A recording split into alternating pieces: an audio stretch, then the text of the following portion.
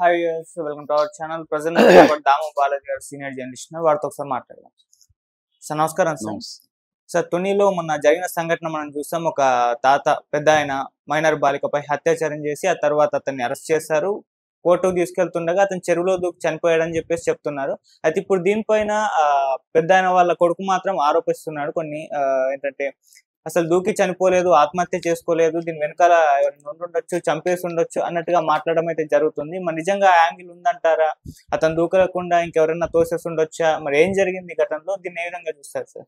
ఇక్కడ మొన్న ఒక ఫేక్ ఎన్కౌంటర్ జరిగిందనే వార్తలు వచ్చాయి. రియాజ్ అని అతన్ని పోలీసులు చంపేసి అతను తప్పించుకోవడానికి వెళ్తే మేము కాల్పులు జరపాల్సి వచ్చిందని చెప్పారు. సో దాని మీద కూడా ఇప్పుడు హ్యూమన్ రైట్స్ కమిషన్ వాళ్ళకి నోటీసులు ఇచ్చింది. ఇక్కడ ఏంటంటే పోలీసులు ఇట్లాంటివి జరిగినప్పుడు వాళ్ళు బాధ్యత వహించి దాన్ని నిరూపించుకోవాల్సి ఉంటుంది. కానీ అవేమీ జరగట్లేదు. పబ్లిక్ కూడా ఎందుకంటే మీడియా హైప్ ఇవన్నీ చూసి వాళ్ళని చంపేయడమే కరెక్ట్ అన్నట్టుగా, ఎందుకంటే పోయేది ఎవడో ప్రాణం కాబట్టి వీళ్ళు పోయేదేముంది, వీళ్ళు చంపేయడమే కరెక్ట్ సార్ అంటారు. అదే వీడు ఆ ప్లేస్ లో ఉంటే అంటాడా అనేది డౌట్. సో అందుకని ఎప్పుడు కూడా పబ్లిక్ పర్సెప్షను లేకపోతే మీడియా పర్సెప్షన్ అనేది పరిగణలోకి తీసుకోకూడదు. ఎప్పుడైనా కూడా మనకు ఒక సిస్టమ్ ఎవాల్వ్ అయింది. ఈ సిస్టమ్ ఎవాల్వ్ అవడానికి కూడా ఎన్నో వందలేళ్ళు పట్టింది న్యాయ వ్యవస్థ ఈ స్థాయికి రావడానికి. దాన్ని మళ్ళీ మనం కొన్ని వందల ఏళ్ళ వెనక్కి తీసుకుపోయే కార్యక్రమం పబ్లిక్ పేరుతోనో ఇంకో పేరుతో చేయడం అనేది కరెక్ట్ కాదు. అందుకని ఒక బాధ్యత అనేది ఉండాలి. ఇక్కడ కూడా ఇప్పుడు అదే జరిగింది. ఇక్కడ ఏం జరిగింది, తుని దగ్గర కొండవారిపేట అని ఉంటుంది. ఆ కొండవారిపేటలో తాటక నారాయణరావు అని ఒక పెద్ద ఆయన ఉన్నాడు. ఆయన వయసు కరెక్ట్గా చెప్పట్లేదు, కానీ ఆయన చూస్తే ఒక 65-70 మధ్య ఉన్న వ్యక్తిలాగా కనబడతాడు. సో ఆయన గురుకుల పాఠశాలలో ఒక పాప 8th క్లాస్ పాప, ఆ పాపని తీసుకెళ్ళి ఆయన లైంగికంగా కలుస్తూ ఉన్నాడు. ఆయన ఏమి రేప్ చేయట్లేదు బలవంతంగా, ఆ పాప ఇష్టపూర్వకంగానే వెళ్ళినట్టుగా మనకు అర్థమవుతుంది. సో ఎవరి పాప, ఈయనకి ఆ పాపకి ఏం సంబంధం అంటే ఈ ఎదురెదురు ఇండ్లు వాళ్ళిద్దరివి. ఆ పాపది కూడా ఎదురిల్లే, కాకపోతే ఆ పాపకి తండ్రి లేడు కాబట్టి గురుకుల పాఠశాలలో చదువుతుంది. ఈయన దళితుడే, ఆ పాప కూడా దళితే, ఇద్దరు దళితులే. సో ఇతను మాజీ కౌన్సిలర్ కూడా, వీళ్ళ కొడుకు కూడా తెలుగుదేశంలో ఉంటాడు. సో ఎప్పుడైతే ఇతను మెల్లగా ఆ పాపతో అలవాటు చేసి మరి ఆయన ఏం చేశాడో, ఆ పాపకి డబ్బులు ఇచ్చాడా లేకపోతే ఇంకేం చేశాడో తెలియదు. ఎందుకంటే ఒకవేళ ఆ ఏజ్ అమ్మాయిలు ఒకవేళ పేరు పెట్టుకోవాలనుకున్నా ఆ ఏజ్ గ్రూప్ వాళ్ళతో పెట్టుకుంటారు తప్ప ఇంత ఒక తాత వయసులో ఉన్న వాళ్ళతో జనరల్గా పెట్టుకోరు. మరి అమ్మాయి ఎందుకు ఒప్పుకునింది తెలియదు మనకి. ఆ వెర్షన్ ఎవరు బయటికి తీసుకురాలేదు మొత్తం. ఎందుకంటే ఆ అమ్మాయి ఒప్పుకొని వెళ్ళింది, ఎందుకంటే ఆ వీడియోలో కూడా అమ్మాయి నీటికి బట్టలు వేసుకోవడం కనబడుతుంది. రెండోది ఆ స్కూల్ వాళ్ళు కూడా ఇది ఫస్ట్ టైం కాదు, 3 సార్లు ఇంతకు ముందు కూడా తీసుకెళ్ళాడు తాత అని చెప్పాడు, మేము అందుకని పంపించాము అనేది వాళ్ళు చెప్తున్నారు. సో ఈయన మొన్న కూడా ఏంటంటే ఆ పాపకి బ్లడ్ ఇన్ఫెక్షన్ వచ్చింది, డాక్టర్ దగ్గర తీసుకోవాలని పిలిస్తే వాళ్ళు పంపించారు. ఎందుకంటే అది రెసిడెన్షియల్ గురుకుల పాఠశాల కాబట్టి. అమ్మాయి 8th క్లాస్ అని చెప్తున్నారు. కొద్దిగా 8th క్లాస్ అంటే మామూలుగా అరౌండ్ 13-14 ఇయర్స్ ఉండాలి, కానీ కొంత గ్రోత్ అయితే కనబడుతుంది అమ్మాయిలో. మరి కరెక్ట్ ఏజ్ ఎంత అనేది ఎవరు చెప్పట్లేదు, క్లాస్ మాత్రమే చెప్తున్నారు. సో ఏదేమైనా ఆ అమ్మాయి కూడా అతన్ని వెంట వెళ్ళింది. సో అతను ఇంతకు ముందు కూడా అమ్మాయితో అలాగా 3 సార్లు వెళ్ళాడని చెప్తున్నారు.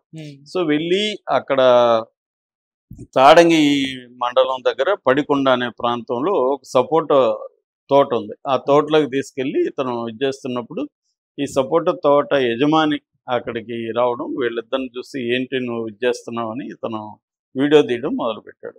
వీడియో తీస్తే ఇతను కోపంగా నేను ఎక్స్ కౌన్సిలర్ని, తెలుగుదేశం ప్రభుత్వం అది ఇదని బెదిరిస్తున్నాడు. కానీ అతను గట్టిగానే మాట్లాడి దాన్ని వీడియో తీసి దాన్ని వాళ్ళకి అందరు ఊర్లో చూపించడం, దాన్ని అప్లోడ్ చేసేసాడు సోషల్ మీడియా. ఇది వైరల్ అయిపోయింది. ఎప్పుడైతే ఇది వైరల్ అయిపోయిందో ఆ ఊర్లో వాళ్ళు అతన్ని కొట్టి పోలీసులకు అప్పగించారని చెప్తున్నారు ఒక వెర్షన్. ఏదేమైనా పోలీసులు వచ్చి పట్టుకున్నారు.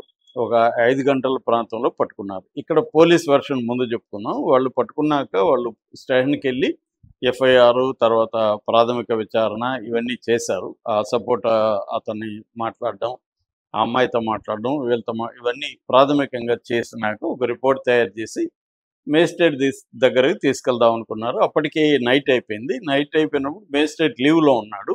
కాబట్టి పత్తిపాడు మేజిస్ట్రేట్ దగ్గరికి తీసుకుపోవడానికి 10కి అలా బయలుదేరారు. బయలుదేరి వెళ్తూ ఉంటే అక్కడ ఆల్రెడీ వర్షం కూడా పడుతుంది. వెళ్తూ ఉన్నప్పుడు అక్కడ కోమటి వాని చెరువు అని ఉంది. ఆ చెరువు దగ్గర ఇతను సార్ నాకు యూరిన్ పాస్ చేయాలి అని చాలాసార్లు రిక్వెస్ట్ చేస్తే ఫస్ట్ ఏమో లేదు లేరా వెళ్ళిపోదాం అన్నారు. లేదు సార్ నేను పోయాలని గట్టిగా రిక్వెస్ట్ చేస్తే ఆపి ఎస్కార్ట్ పోలీసులు కిందికి దిగి వర్షం పడుతుంది కాబట్టి వీళ్ళు కొద్దిగా దూరంగా చెట్టు కింద నిలబడ్డారు. అతను ముందుకు వెళ్ళాడు.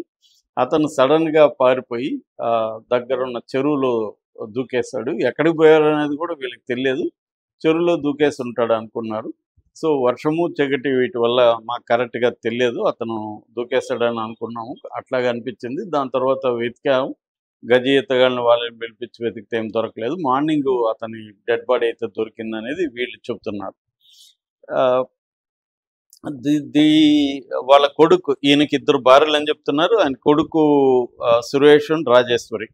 వీళ్ళైతే ఫస్ట్లో కథనాలు ఏమొచ్చాయంటే ఆయన్ని చంపేయడమే కరెక్ట్ అన్నట్టుగా అన్నారనేది ముఖ్యంగా తెలుగుదేశం మీడియా ప్రొజెక్ట్ చేసింది. పాపం పండింది ముసలాడికని, చచ్చాడని, వాడి చావడమే మేలని వీళ్ళు అంటున్నారని ఇలాగంతా వచ్చాయి. కానీ నేను సురేష్ కాలు విన్నాను. సురేష్ ఒక మీడియాలో ఒక మాజీ జడ్జి సురేష్తో మాట్లాడాడు. సురేష్ కాల్లో క్లియర్గా ఏం చెప్తున్నాడంటే, సార్ వాళ్ళు ఈవినింగ్ పట్టుకున్నారు మా నాన్న ఇలా చేశాడు అనేసరికి మేము కూడా ఆయన దగ్గరికి మేము రాము, ఈ కేసులో మేము ఇన్వాల్వ్ అవ్వము, మీరు లీగల్గా ఏం చేయాలో చేసేయండి అని మేము కూడా పోలీసులకు చెప్తాం. కానీ పోలీసులు పదే కాల్ చేశారు మాకు, సిఐ వాళ్ళు కాల్ చేశారు రమ్మని. మేము వెళ్ళలేదు, మేము రాము సార్, మీరు లీగల్గా ఏం చేసుకుంటే చేసేసుకోండి అనేది మేము చెప్పాము. ఎందుకంటే మాకు పరుగు పోయింది దీనివల్ల, అందరూ ఫోన్లు చేస్తున్నారు, అయిపోయింది. దాని తర్వాత 10:30 ఆ ప్రాంతంలో మా దగ్గరికి పోలీసులు వచ్చారు. పోలీసులు వచ్చి వాళ్ళు ఆల్రెడీ రాసి పెట్టున్న ఒక డాక్యుమెంట్ మీద సంతకం అడిగారు.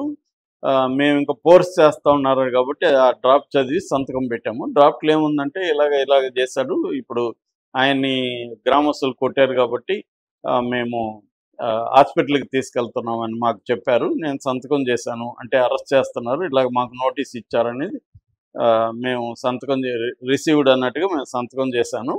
సో 10:30కి వచ్చి మా దగ్గర సంతకం తీసుకున్నారు. అంతకుముందు ఈవినింగ్ మా కళ్ళ ముందే కూడా ఆయన కొట్టుకుంటా తీసుకెళ్లారు, పోలీసులు కొట్టారు. సో నైట్ 10:30కి సంతకాలు తీసుకున్నారు. ఆ తర్వాత మాకేం ఫోన్లు కానీ ఏమీ లేదు. మార్నింగ్ 7:30కి వచ్చి ఇలాగా మీ నాన్న చనిపోయాడని మాకు చెప్పారు. సో ఇదంతా కూడా క్లియర్గా పోలీసులు చంపేసి డ్రామా ఆడుతున్నట్టు తెలిసింది. ఎందుకంటే 10:30కి మా దగ్గరికి వచ్చి తీసుకున్నారంటే అప్పటికే ఆయన్ని చంపేసి అంటే నీళ్ళల్లో తోసేసి, ఆయన్ని కొట్టి నీళ్ళల్లో తోసేసి ముంచి చంపేసి నీళ్ళల్లో మా దగ్గరికి వచ్చి సంతకాలు తీసుకున్నట్టుగా మాకు అర్థమవుతుంది. లేదంటే వాళ్ళు నైట్ 10:30కి వచ్చి మా దగ్గర సంతకాలు తీసుకుంటే అదే టైంకి అక్కడ పారిపోయాడని చెప్తే మాకు చెప్పాలి కదా. ఎన్నిసార్లు ఫోన్ చేసిన వాళ్ళు నైట్ మా దగ్గర ఎందుకు సంతకాలు తీసుకెళ్లారు, మాకు ఎందుకు ఇన్ఫర్మేషన్ అప్పుడు ఇవ్వలేదు, మార్నింగ్ మాత్రం ఇన్ఫర్మేషన్ ఎందుకు ఇచ్చారనేది వాళ్ళు అడుగుతున్నారు. వాళ్ళు అంబులెన్స్లో పోస్ట్ మార్టం తీసుకెళ్తా ఉంటే కూడా డెడ్ బాడీని అడ్డుపడ్డారు ఫ్యామిలీ. ఆ విజువల్స్ అంతా కూడా బయటకు వచ్చాయి. కానీ ప్రధానంగా ఇక్కడ ఏమైతుందంటే మళ్ళీ పాలిటిక్స్ ఎంటర్ అయింది. ఇతను ఎప్పుడైతే తెలుగుదేశండు అనేసరికి ఒక్కసారిగా గుప్పమనిందో వైసీపీ వాళ్ళు దీన్ని ఉపయోగించుకొని అతని పాత ఫోటోలు, అతను తెలుగుదేశంలో ఉన్న ఫోటోలు, అతని కొడుకు తెలుగుదేశంలో ముఖ్యంగా అనితతో వాళ్ళతో దిగిన ఫోటోలు ఇవన్నీ పెట్టేసి అనిత అనుచరుడు అన్నట్టుగా ఇతన్ని డిపిక్ట్ చేసేసారు. ఎప్పుడైతే ఇది జరిగిందో తెలుగుదేశం వాళ్ళు రెస్పాండ్ అయ్యారు. ఎక్కడో దుబాయ్లో ఉంటున్న చంద్రబాబు రెస్పాండ్ అయ్యాడు, లోకేష్ రెస్పాండ్ అయ్యాడు, వీళ్ళు కూడా రెస్పాండ్ అయ్యారు. సో వీళ్ళు రెస్పాండ్ అయ్యి దాని మీద ఇతన్ని చాలా సీరియస్గా తీసుకొని చేయండి, పోక్సో కేసు పెట్టారని పోక్సో కేసు పెట్టారు. ఇక్కడ మనకి సురేష్ చెప్పేది నిజమా, పోలీసులు చెప్పేది నిజమా అనేది మనకైతే తెలియదు.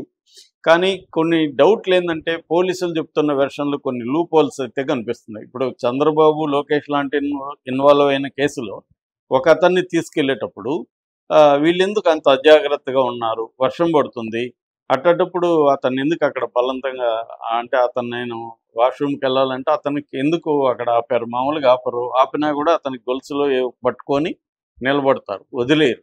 ఎందుకంటే వర్షంలో నువ్వు వదిలేసి ఇక్కడ నిలబడితే వాడు పారిపోతాడని తెలీదా అని పోలీసులకి ఎక్స్పీరియన్స్ ఉంటుంది. సో అది అనుమానంగా ఉంది. రెండోది సురేష్ చెప్పినట్టుగా అదే నిజమైతే మరి ఆ టైంలో పోయి ఎందుకు సంతకాలు తీసుకున్నారు, ఇది అయిపోయినాక పోయి సంతకాలు తీసుకున్నారు అనుమానం కూడా వస్తుంది. అంటే టైమింగ్లో కూడా డౌట్ వస్తుంది. రెండోది సురేష్ ఇంకొక మాట చెప్తున్నాడు, అసలు ఆ చెరువు మార్గం కరెక్ట్ కాదు, ఆ మార్గంలో ఎందుకు వెళ్ళారు వీళ్ళు అనేది కూడా అంటున్నాడు.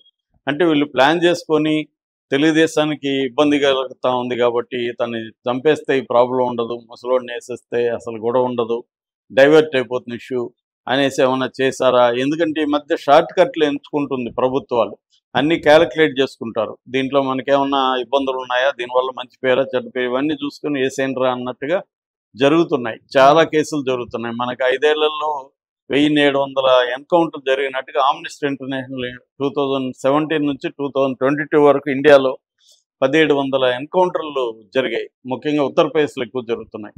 ఎందుకంటే ఒక రౌడీనో లేకపోతే ఇలాంటి నేరాలు జరిగినప్పుడు చంపేస్తే ప్రజలు కూడా హ్యాపీ అవుతుంది. వీళ్ళతో పోయేది ఏం లేదు కాబట్టి వీళ్ళకి ఆ రోజు ఆనందంగా ఉంటుంది, చనిపోయాడు రా. అంటే ఒక న్యాయ వ్యవస్థ అతని మీద నేరారోపణ జరిగినప్పుడు అతన్ని నిరూపించాలి, లీగల్గా అతని మీద నిరూపించి చర్య తీసుకొని అతనికి శిక్ష పడాలి అనే దాంట్లో ఎవరికేం అభ్యంతరం ఉండదు. కానీ ఇలాగ ఇన్స్టాంట్ జస్టిస్ ఇలాగ చంపుకుంటూ పోతే వేల కేసులు వస్తాయి. ఇలాగ పోక్సో కేసులు, అత్యాచారం వేల కేసుల్లో చంపుతూ ఉంటే చట్టాలు ఎందుకు, కోర్టులు ఎందుకు, పోలీస్ స్టేషన్లు ఎందుకు? ఎవరు వస్తే మీడియాని శిక్ష వేసేసి మీడియాని చంపేయచ్చు. ఇక్కడ మనకి క్లియర్గా తెలుగుదేశం ఇతను క్యాండిడేట్ కాబట్టి తెలుగుదేశం మీడియా రెస్పాండ్ చూస్తేనే మనకు అర్థమైపోతుంది, దీంట్లో ఏదో డౌట్ ఉంది. వీళ్ళకెందుకు అంత ఉత్సాహం? పాపం పండిందని ఒక మీడియా పెడతారు, అతన్ని మా వాడిని చనిపోవడమే కరెక్ట్ అని ఫ్యామిలీ మెంబర్స్ చెప్పినట్టుగా ఎట్ట పెట్టారు? ఫ్యామిలీ మెంబర్స్ చెప్పలేదే, ఎట్ట పెడతారు టైటిల్? అంటే క్లియర్గా ఈ మొత్తం ఇదంతా ఒక ప్లాన్లో భాగంగా జరిగినట్టుగానే అనుమానం వస్తుంది. ఇక పాప మీద కూడా కొంతమంది ఆ పాప వాలంటరీగా వెళ్ళింది కదా అని లీగల్గా తీసుకున్నప్పుడు పోక్సో చట్టంలో 18 ఏళ్ల కంటే తక్కువ వయసున్న బాలురు కానీ బాలికలు కానీ, ఇది జెండర్ న్యూట్రల్ చట్టం అంటారు. ఎవరైనా కూడా వాళ్ళ కాన్సెంట్తో సెక్స్ చేసినా కూడా అది నేరమే. రెండోది ఏమంటే ఎప్పుడు కూడా ఆ పాపని తను మ్యానిపులేట్ చేస్తుండే అవకాశాలే ఉంది. ఆ పాపకి అంత మెచ్యూరిటీ, మానసిక మెచ్యూరిటీ అవన్నీ ఉండే అవకాశం లేదు. ఉంటే ఇటువంటి ముసలాడితో ఎందుకు పోతారు? ఒకవేళ అమ్మాయి పోవాలనుకుంటే యంగ్ బ్యాచ్లతో ట్రై చేసుకుంటారు తప్ప ఎందుకు పోతారు? సంథింగ్ ఇక్కడ మ్యానిపులేట్ చేస్తారు. ఖచ్చితంగా ఇతను ఇదంతా నిజమైతే ఇతను నేరం చేసినట్టు. కాకపోతే ఆ నేరం చేసినట్టు నిరూపించి అతని మీద శిక్ష వేయాలి. అందువల్ల దానికి సంబంధించి అమ్మాయికి మెడికల్ టెస్టులు చేయాలి, లీగల్గా ప్రొసీడ్ అవ్వాలి. అవన్నీ చేయకుండా ఇతన్ని ఇన్స్టాంట్ వేసేసి అమ్మాయి అనుకునే పరిస్థితి మనకు కనబడుతుంది. ఎవరికి బాధ్యత లేకుండా మీడియా కూడా చీలిపోయి మన వైపు ఉంటే ఎక్కడికైనా దిగజారుదాం అన్నట్టుగా మీడియా కనీస జర్నలిస్టు నైతిక విలువలు అనేవి లేవు. కానీ ప్రతి ఒక్కరు నైతిక విలువలు మాత్రమే బోధిస్తూ ఉంటారు. మనకి సంఘటన జరిగినప్పుడు మనం అనలైజ్ చేస్తే మనకు అర్థమవుతుంది. ఎమోషనల్గా కాకుండా కొంత ఓపిక్గా ఆబ్జెక్టివ్గా అనలైజ్ చేయాల్సిన అవసరం అయితే ఉంది. Okay sir, thank you so much sir.